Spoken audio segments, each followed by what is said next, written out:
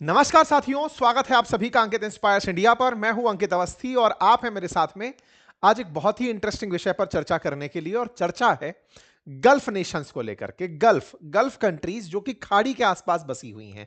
खाड़ियां, एक पर्शियन खाड़ी है और एक तरफ रेड सी है।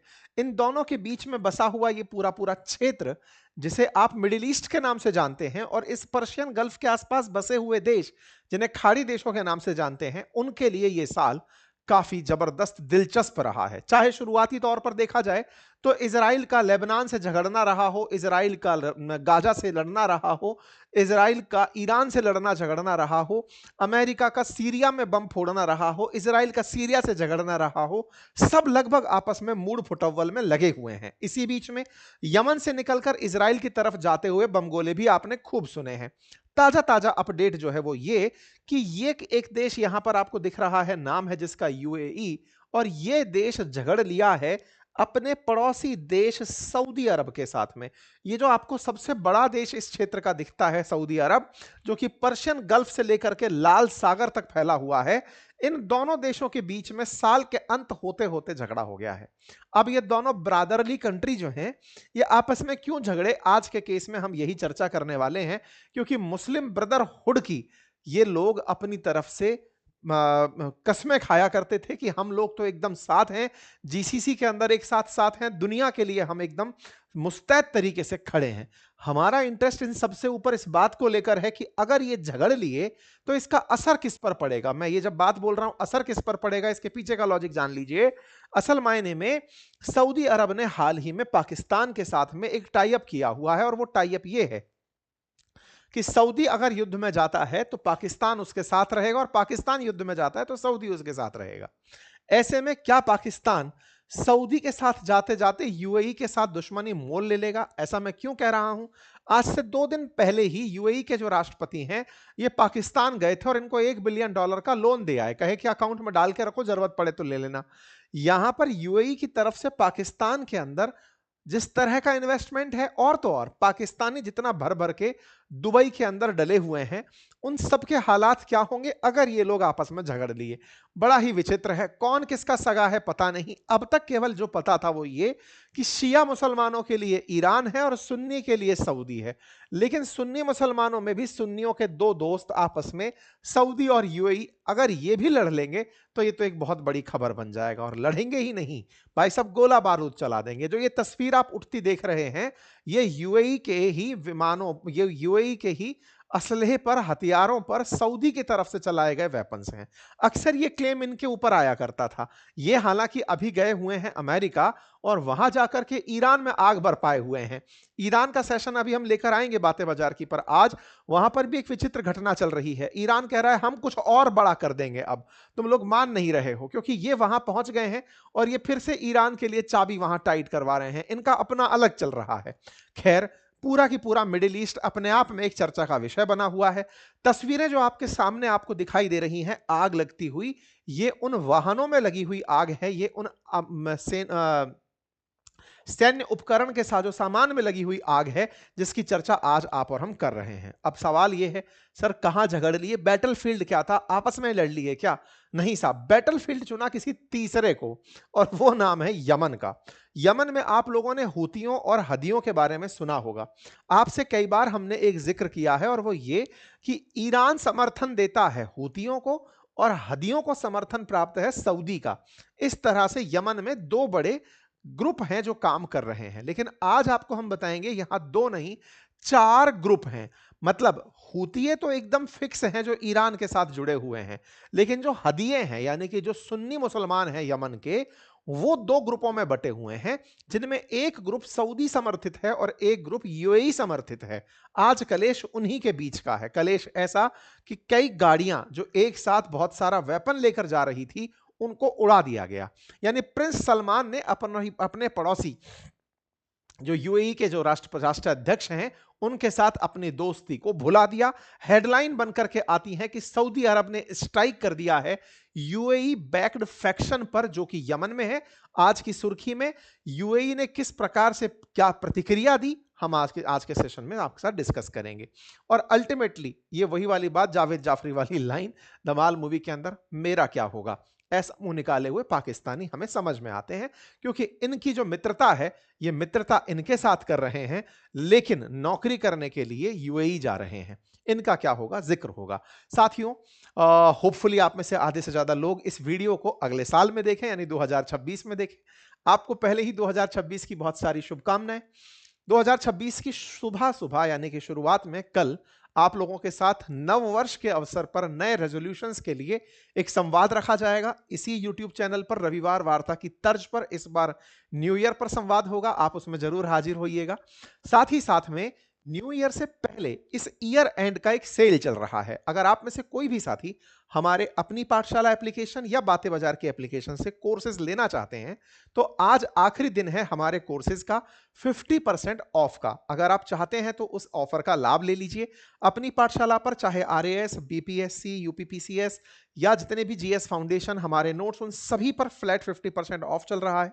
ऐसे ही बातें बाजार की के भी हमारे जितने कोर्सेज हैं एप्लीकेशन पर, उन सब पर कोर्सेज में ऑफ चल रहा है। किसी भी प्रकार की असुविधा के लिए आप हमारी टीम को कॉल कर सकते हैं। आइए कहानी को विस्तार से आगे लिए चलते हैं।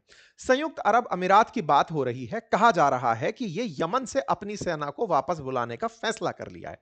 सवाल है, हुआ क्या था, फैसला किस बात पर हो रहा है? तो असल में थोड़ा सा आपको यमन को समझना पड़ेगा।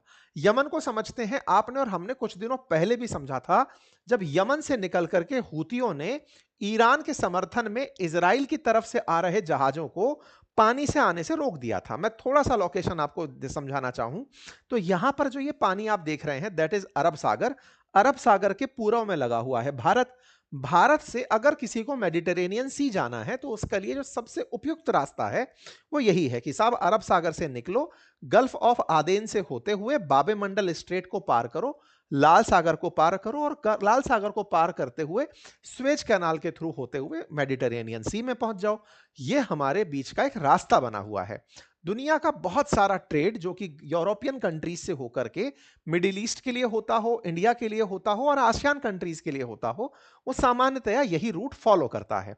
लेकिन जब कुछ दिनों पहले ईरान इजराइल आपस में लड़ रहे थे तो आपने सुना होगा कि यहां से हूतियों ने इस कोने में बैठ करके, हूतिये यानी कि शिया मुसलमान जो यहां पर हूती के नाम से जाने जाते हैं, उन्होंने इस एरिया में बाबे मंडल जो स्ट्रेट है वहां पर जा रहे जहाजों पर खूब सारे बम गोले बरसाए थे, जिससे पूरी तरह ट्रेड बाधित हो गया था।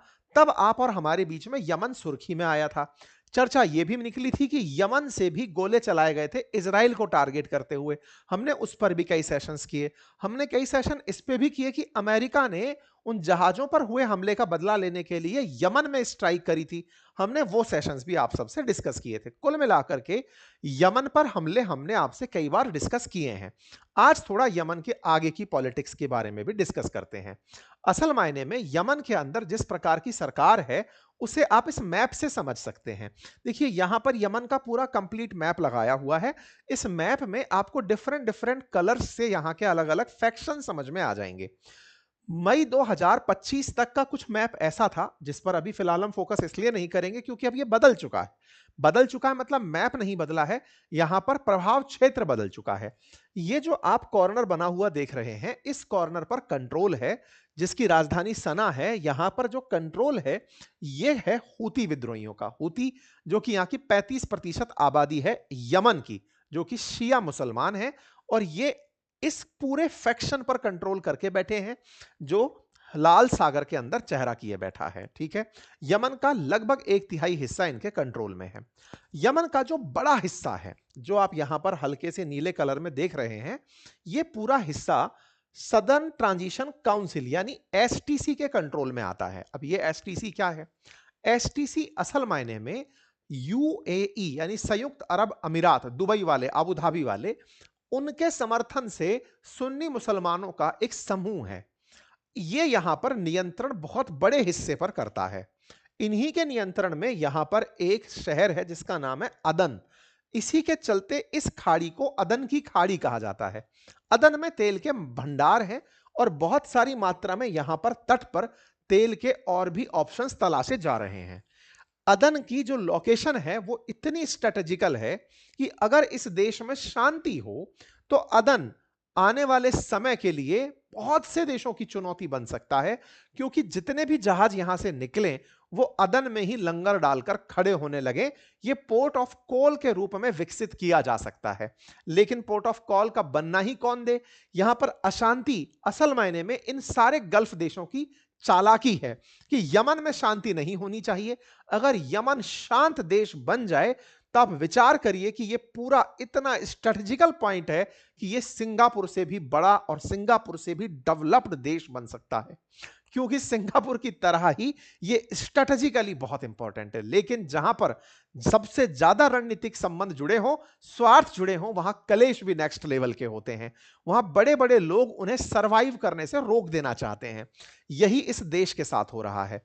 ऐसे में एसटीसी के अलावा यहां पर एक हल्का सा कलर और आप देखते हैं, जो अंतरराष्ट्रीय मान्यता प्राप्त सरकार है। असल में ये वाला जो बॉर्डर है ये सऊदी अरब है, इसके जस्ट उत्तर में सऊदी अरब है, सऊदी अरब के संपर्क में है। इस वाले क्षेत्र को सऊदी का समर्थन प्राप्त है। सऊदी का बॉर्डर यहां पर लगा है, यूएई का कोई बॉर्डर नहीं है, लेकिन यूएई की एसटीसी में पूरी चलती है। साथ ही साथ में हदरामी एलिट फोर्सेस हैं जो अपने आप को एंटी गवर्नमेंट मान करके एक कॉर्नर दबाकर बैठी हैं। हर फैक्शन अपने आप को काबिल मानता है। सबसे बड़ा जो सेक्शन है वो यहां का एसटीसी है, समझिए दुबई के समर्थन वाला सेक्शन है। इसके अलावा दूसरा जो सेक्शन है वो यहां पर अंतरराष्ट्रीय मान्यता प्राप्त सरकार का है, जिसको कि सऊदी का समर्थन है। बवाल किन किन के बीच में है? सना को तो हवा भी नहीं लगी है। सना सुर्खियों में रहा था जब इजराइल के साथ लड़ाई चल रही थी, इजराइल के साथ, अमेरिका के साथ, तब ये हूतिये चर्चा में आते हैं ईरान के चलते। फिलहाल इनकी कोई चर्चा नहीं है। झगड़ कौन सा हिस्सा लिया? ये वाला हिस्सा। क्यों झगड़ लिया, अब उसकी बात सुन लेते हैं। असल मायने में एक जो मैं मई का आपको मैप दिखा रहा हूं, उसमें एसटीसी का बहुत ही छोटा एरिया था। ये वाला एरिया आपको दिख रहा है, और बड़ा सारा एरिया अंतरराष्ट्रीय सरकार का था। अब आप जो दिसंबर का मैप देख रहे हैं उसमें एसटीसी का इतना बड़ा रेंज है, और जो सऊदी द्वारा समर्थित सरकार है वो छोटे से हिस्से में है। यानी कि यूएई के जो द्वारा समर्थन से चलने वाला संगठन है उसका क्षेत्र ज्यादा व्यापक हो गया है, और बस यही सबसे बड़ा कलेश है। आप पूछेंगे कि इस कलेश में दोनों लोग झगड़ रहे हैं, इन दोनों में क्या कभी कोई समानताएं थी? बिल्कुल थी। पहले जो 65% मुसलमान है इस क्षेत्र का, वो सुन्नी मुसलमान, वो सऊदी और यूएई से मिलकर के इस यमन के हिस्से पर राज करता था। यानी कि यमन को दो हिस्सों में बांटने में ईरान का और संयुक्त रूप से सऊदी और यूएई का हाथ था। मेजर हिस्सा 65% यूएई और सऊदी के हाथ में था, और 35% ईरान के हाथ में था। ये वाला मतलब ईरान के समर्थन से चलता था। लेकिन ये जो बचा हुआ हिस्सा था, इसमें ये दो लोग लड़ लिए, यूएई और सऊदी। और ये इनकी जो लड़ाई है ये केवल ताकत की लड़ाई है कि हम में से ज्यादा पावरफुल कौन है। देखो, सब जानते हैं कि सऊदी के पास इस समय जितने भी तेल के निकाले जाने वाले क्षेत्र हैं उनमें सबसे ज्यादा तेल निकाला जा रहा सऊदी के पास है। ज्ञात भंडार में वेनेजुएला के बाद में अगर तेल कहीं सबसे ज्यादा निकल रहा है तो वो फिर सऊदी अरब ही है। पावर भी है, अमेरिका का साथ भी है, और सक्षम भी है। ऐसे में सऊदी अपनी आंखों के नीचे से यूएई को इस तरह से आगे बढ़ते हुए नहीं देख सकता। ये बहुत पुराने मित्र रहे हैं, इतने पुराने मित्र कि बहुत बार ऐसे ऐसे संघर्ष में साथ रहे हैं कि लोगों को ये आधी कटी रोटी लगे हैं। जैसे जब अरब स्प्रिंग हुआ, जब सरकारें पलटी जा रही थी अरब क्षेत्रों में, तब ये दोनों देश डट करके विद्रोहियों का, आंदोलनकारियों का सामना कर रहे थे। इतना तक हुआ कि यमन में जब जब विद्रोह हुए तब ये दोनों साथ मिलकर के हूतियों के खिलाफ युद्ध करे और हदियों का साथ दिए। कुल मिलाकर के इन पूरी प्रक्रियाओं में रिफ्ट होना तब शुरू हुआ जब यहां का एक ग्रुप, जैसे सदर्न ट्रांजिशन काउंसिल कहते हैं, उस सदर्न ट्रांजिशन काउंसिल ने अपना हीरो यूएई को मान लिया। या उल्टा कहिए कि यूएई ने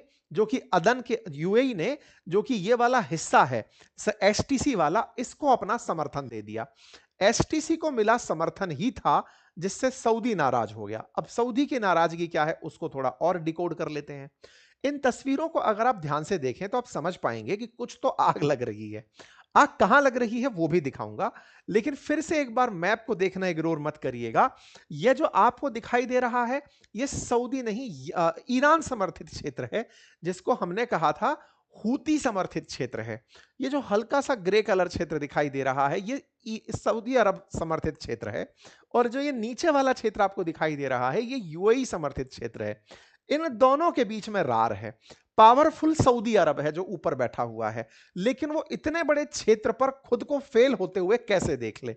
ऐसे में जब ये हद्रमौत करके जो जगह है, इस पर मुकाला नामक पोर्ट पे सऊदी अरब के खिलाफ, खिलाफ से मतलब इस वाली सरकार के खिलाफ, मुकाला पोर्ट पर यूएई की तरफ से वेपन्स उतारे जा रहे थे जो कि एसटीसी के लिए थे। एसटीसी जो इस क्षेत्र में राज कर रही है, उस एसटीसी के लिए मुकाला पोर्ट पर यूएई के वेपन उतर रहे थे। तो बस इन वेपन्स को देख करके सऊदी चिढ़ गया। चिढ़ गया तो उनमें आग लगा दी। तस्वीरें आपके सामने हैं, सऊदी अरब ने गोला फेंक दिया। यह तस्वीर निकल कर आती है। यह वो मुकाला पोर्ट है जहां पर यूएई ने ट्रांजिशन ऑफ किए हुए, यानी कि ट्रांसपोर्टेशन की जो रेस्पोंडेंट हैं वो ऑफ थे, ट्रांसपोंडेंट बोलते हैं जिनको, जिनसे पता नहीं चल सकता कि जहाज किस दिशा में जा रहा है। ये जहाज यूएई से निकलकर यहां पहुंचा था। यहां से बड़ी मात्रा में इस प्रकार के आर्मर्ड व्हीकल बाहर निकले। ये आर्मर्ड व्हीकल वो थे जिनमें बड़ी मात्रा में गोला बारूद मौजूद था। आर्मर्ड व्हीकल निकलकर एसटीसी के लिए भेजे जा रहे थे। ये जो गाड़ियां आप चलती हुई देख रहे हैं, ये जहाज से उतर रही थी, यूएई से आई थी जहाज में भर करके, और ये जा रही थी एसटीसी के ग्राउंड में। कुछ इस तरह से इन गाड़ियों को इकट्ठा करके रखा जा रहा था। ये गाड़ियां एसटीसी के लिए थी, जबकि यूएई कहता है कि ये मेरी फोर्सेस की गाड़ियां हैं, एसटीसी की मदद के लिए गई हैं। सऊदी ने क्या किया, ये गाड़ियां जहां जाकर खड़ी हुई, कुछ इस प्रकार से उन गाड़ियों के ऊपर ही गोला गिरा दिया। ये जो गाड़ियां आपके सामने भेड़ बकरी की तरह खड़ी दिखाई दे रही हैं, जहाज में भर के जो आई थी, इनके ऊपर सऊदी ने कि तुम बेटा इतना असलहा लेकर आए हो एसटीसी की मदद के लिए, मैं इन्हीं को एक बार में उड़ा देता हूं। उड़ा दिया। इनके उड़ाने का औचित्य यह था कि तुम्हारे पास में वेपन होंगे तो तुम हमारी समर्थित सरकार को पलटोगे और उसे गायब कर दोगे। हम तुम्हारे पास वेपन ही नहीं रहने देंगे तो लड़ोगे क्या। सऊदी ने ऐसा कहकर उन्हें ढेर में बदल दिया। ये जो तस्वीरें आप देख रहे हैं, यहां पर आपको आर्मर्ड व्हीकल्स दिखाई दे रहे हैं, आग लगी हुई गाड़ियां दिखाई दे रही हैं। ये सऊदी के द्वारा पलटी हुई गाड़ियां हैं जो मुकाला पोर्ट पर हुई बमबारी के अंदर बर्बाद थी। इनका कहना था कि जहाजों के ट्रांसपोर्ट सिस्टम बंद थे, ट्रैकिंग सिस्टम बंद थे, जिससे यह डाउट हो गया था कि इनमें वेपन जा रहा है और ये यूएई भेज रहा है एसटीसी के लिए। और एसटीसी जो अलगाववादी ग्रुप है, जो सरकार को स्थिर नहीं रहने देना चाहता, उसको हम नहीं रहने देंगे। बस यही कारण है कि हमने मुकाला पोर्ट पर गोले बरसा दिए। अब आपको सोचने वाली बात है कि भाई ऐसे कोई भी देश, सऊदी, निकलकर यूएई की गाड़ियों को बर्बाद कर दे रहा है, यूएई के वेपन फोड़ दे रहा है, क्या यूएई को इस पर गुस्सा नहीं आया होगा? बिल्कुल आया होगा। लेकिन बड़ा इंटरेस्टिंग वाकया हुआ। क्या? सऊदी एक तरफ गोला फोड़ता है, दूसरी तरफ कहता है हमारा ब्रदरली नेशन ऐसा कर रहा है। हर जगह वो यूएई को अपना ब्रदरली नेशन करके आंसर करता है। हमारा brotherly UAE pursuing Southern Transition Council forces to conduct military operation on southern border of Kingdom in Governorate the Hadramaut and Al Mahara। ये कहना चाहते हैं कि जो हमारा भ्राता है, ब्रादर है, वो ब्रादर एसटीसी की मदद कर रहा है जो सरकार को उखाड़ फेंकने के बारे में प्लान कर रहा है। ऐसे में हमने उसको उखाड़ दिया है। यहां पर बार बार ब्रादर ब्रादर बोल करके ब्रादरली यूएई के करके उनके गोले फोड़ डाले। यूएई ने हालांकि इनकार किया, कहा कि ये हथियार हमने किसी को दिए नहीं थे, ये हमारी ही फोर्सेस के लिए थे, हमारे सैन्य वाहन थे और हम अपने वाहनों को वहां पर लेकर गए थे। यूएई की तरफ से स्पष्टीकरण आया। क्या यूएई इस बात पर आग बबूला हुआ? आंसर है नहीं। यूएई बड़ा ही स्मार्ट है। ये वो वाला देश है जो समझता है कि युद्ध करने से पैसा बर्बाद होता है। इसे तो असल मायने में अपने पोर्ट्स को डेवलप करना है। जिस तरह से अल जलेब पोर्ट इनका चल रहा है, यूएई चाहता ही नहीं है कि अदन का भी डेवलप हो। यूएई चाहता ही नहीं है कि सना में कोई विकास हो। सारा की सारा ट्रांसपोर्टेशन वाया दुबई हो, यही यूएई की चाहत है। वो युद्ध में उलझना ही नहीं चाहता, वो तो बस इन्हें स्थिर नहीं होने देना चाहता। ऐसे में सऊदी के द्वारा जैसे ही प्रतिक्रिया आई, यूएई ने कहा हम तो कुछ कर ही नहीं रहे थे, आपको बुरा लगा, हम आगे नहीं करेंगे। ऐसा करके यूएई खट से पीछे हट गया। यानी कि यूएई ने यमन के साथ चल रही डिफेंस डील रद्द कर दी। एक आसान भाषा में जवाब दिया जाए तो सऊदी यूएई को यहां पर डांट कर चुप कराने में कामयाब हुआ। लेकिन क्या वाकई में यूएई ने ऐसा करके समझदारी की या फिर वो अपना प्रभाव खो दिया? आंसर है, देखिए, कुल जमा अर्थ तो सारा एसटीसी के पास में है। एसटीसी तक वेपन वो किसी और तरीके से भी पहुंचा देगा, लेकिन अगर वो युद्ध में उलझ गया सऊदी के साथ में, तो अपना बहुत सारा नुकसान करा लेगा। वो अपना बहुत सारा नुकसान नहीं चाहता। अस्थिरता करने के लिए वो इनडायरेक्टली वेपन भेजता रहेगा और यहां पर अस्थिरता पनपाता रहेगा। यमन सेपरेटिस्ट ग्रुप ने, जिसने हाल ही में पूरे सदर्न क्षेत्र पर कंट्रोल स्थापित कर लिया है, ये एसटीसी आने वाले टाइम में सऊदी समर्थित सरकार को टिकने भी नहीं देगी। और इसी के चलते यूएई चुप मार करके पीछे हट गया कि ठीक है, हम पीछे हैं, हद्रामौत में आपने हमला किया, मुकाला में हमें बर्दाश्त है, सब ठीक है। कुल मिलाकर शांति ही शांति देखने को मिली। क्या यह शांति परमानेंट होगी? ये तो आने वाला समय बताएगा, क्योंकि जिस तरह से अंतरराष्ट्रीय स्तर पर यूएई से प्रतिक्रिया की उम्मीद की जा रही है, कुछ आप जैसे और हम जैसे लोग बार बार यूएई से अगर यही पूछते रहे कि क्या यार तुम पिट के चुप बैठ गए, ये वाली वो बातें हैं जो हो सकता है इन्हें भड़का दें। आप कहेंगे नहीं सर, भड़केंगे नहीं। भड़केंगे नहीं तो लड़ क्यों लिए? हमसे थोड़ी पूछे थे गोला चलाने के लिए, लेकिन चला दिए। कोई तो भड़काया ही होगा ना कि यूएई सर आपके खिलाफ इस तरह की काम कर रहा है। इसका मतलब बीज तो बोया जा चुका है। अगर ये बीज बुआ है तो इसके फिर मायने भी होंगे। मायने क्या होंगे? सऊदी और यूएई अगर आपस में झगड़ते हैं तो इससे अस्थिरता का माहौल बनेगा। हमको क्या? हमको केवल इतना कि गल्फ से तेल बाहर आते रहना चाहिए, क्योंकि ये झगड़ते हैं तो तेल महंगा होने लगता है, झगड़ना नहीं है। खैर जो भी है, हमारा तो असल इंटरेस्ट इस बात पर है, पाकिस्तानी किस तरफ से बात करेंगे। एक तरफ सऊदी के साथ रहकर डिफेंस डील की बात करते हैं और यूएई के अंदर रह करके उनसे मदद लेते हैं। ऐसे में सबके स्टैंड क्या होंगे? कतर जो सबका पंच है, वो सबको फिर से शांति की दरखास्त कर रहा है कि शांत रहिए। यूएई अपनी तरफ से स्पष्टीकरण दे रहा है। पाकिस्तान ऑल इज वेल कह रहा है, क्योंकि इसे पता है कि अगर एक तरफ से भी इसने किसी का साथ दिया, ये दूसरी तरफ से बजा दिया जाएगा। क्योंकि हाल ही में यूएई ने इन्हें $1 बिलियन का, क्योंकि हर बार ये पक्षी मरवाने के लिए बुलवाते हैं, इस बार भी जब ये पहुंचे थे ऑफिशियल विजिट पर यूएई के प्रेसिडेंट, तो इनको $1 बिलियन के आसपास का डिपॉजिट देकर चले आए कि तुम इसे यूज करते रहना मान करके। पाकिस्तान ने अपने आप को प्रस्तुत कर रखा है गल्फ नेशंस के बीच में कि आओ और हमारे यहां पर चिड़िया मारो। चिड़िया मारने के लिए इन लोगों को बुलाया जाता है और इस तरह की मेहमानबाजी करके ये इनसे बढ़िया पैसा वसूल लेते हैं। खैर कुल मिलाकर हमारा तो उद्देश्य इतना ही जानना है कि यूएई और सऊदी झगड़ते हैं तो पाकिस्तान किसका साथ देगा, भारत को किसके साथ फायदा होगा, यमन की अस्थिरता भारत के लिए कितनी नुकसानदायक है। अब इन बातों को अगर भारत तक ले आते हैं तो केवल इतना सा अर्थ है, ये दोनों झगड़ेंगे, तेल हमारे लिए महंगा होगा, महंगाई हमारी बढ़ेगी। दूसरा, यमन में अस्थिरता होगी, बाबे मंडल स्टेट प्रभावित होगा, हमारा एक्सपोर्ट बाधित होगा। हमारे लिए अच्छा क्या है? हमारे लिए अच्छा है सर्वे भवन्तु सुखीन, सर्वे भवन्तु निरामया, सब शांति से रहो, क्योंकि यहां आई हुई अशांति भारत के लिए भी नुकसान का सौदा बनती है। ठीक है साहब, फिलहाल के लिए इतना ही। आप लोग इस विषय पर क्या सोचते हैं? अपनी राय जरूर कमेंट बॉक्स में दीजिएगा। चैनल पर नए हैं तो सब्सक्राइब कर लीजिए। और हां, फिर से मैं याद दिला दूं, ईयर एंड सेल चल रही है हमारे एप्लीकेशंस बातें बाजार की और अपनी पाठशाला पर। जाकर कोर्सेज का लाभ ले लीजिए। आज आखिरी दिन है, पहले ही नव वर्ष की आपको बहुत सारी शुभकामनाएं। कल सुबह आपके साथ एक बार नव वर्ष पर रविवार वार्ता की तरह एक वार्ता रखी जाएगी, जिसमें हम न्यू ईयर के रेजोल्यूशंस को लेकर बात करेंगे। आप और हम क्या मिलकर कुछ नया करने जा रहे हैं, हमारे वो प्लान आपसे डिस्कस होंगे। हमारे फ्यूचर को लेकर विजन क्या है वो हम बताएंगे, और 2025 में हमने क्या पाया वो आपके साथ साझा करेंगे। फिलहाल के लिए इतना ही। बहुत बहुत धन्यवाद।